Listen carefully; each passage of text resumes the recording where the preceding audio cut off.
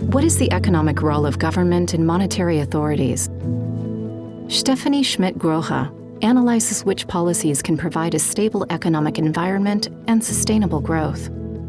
The professor at Columbia University explains that markets don't work perfectly, and stabilization policies by governments and central banks are crucial. What makes macroeconomics interesting is at the end of the day, you're trying to say something about policy. So it could be monetary policy, it could be fiscal policy, it could be some arrangement about international capital flows.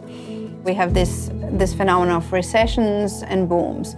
And so we try to understand, why are these movements? Why isn't the economy extremely stable over time? The way economists try to rationalize these ups and downs is by something exogenous, meaning out of the control of the policymaker, right? So there's the coronavirus outbreak. This is something unforecastable, a surprise. There's much less travel. A lot of things are postponed for a while. That's an easy to understand example of a shock. So for a while, the main paradigm was markets work perfectly, prices adjust freely. What the new Keynesian revolution brought to that was the idea that maybe markets by themselves don't adjust perfectly, that prices were, at least in the short run, sticky or rigid and they couldn't adjust. Taking this into account gives a role for the monetary policymaker to try to influence the development so that the outcome is efficient or the economy is at full employment.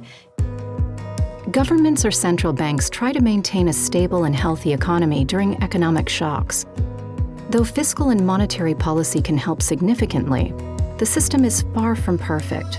When the global financial crisis hit, policies that were introduced made the recession less devastating, but millions of people still went unemployed.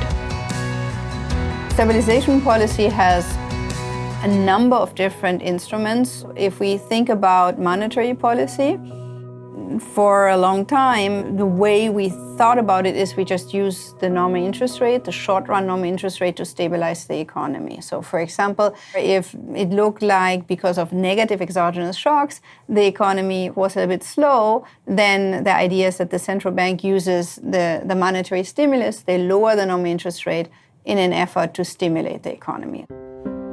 So there's this idea right now how much policy space there is. Many developed countries have the normal interest rate at zero. You cannot move it down, so you don't have a lot of policy space. And so then central banks have introduced other ways of conducting stabilization policy. If we are remaining in this environment, interest rates being basically out of the picture because they are almost at zero, there will be a bigger role for fiscal policy, for fiscal stimulus.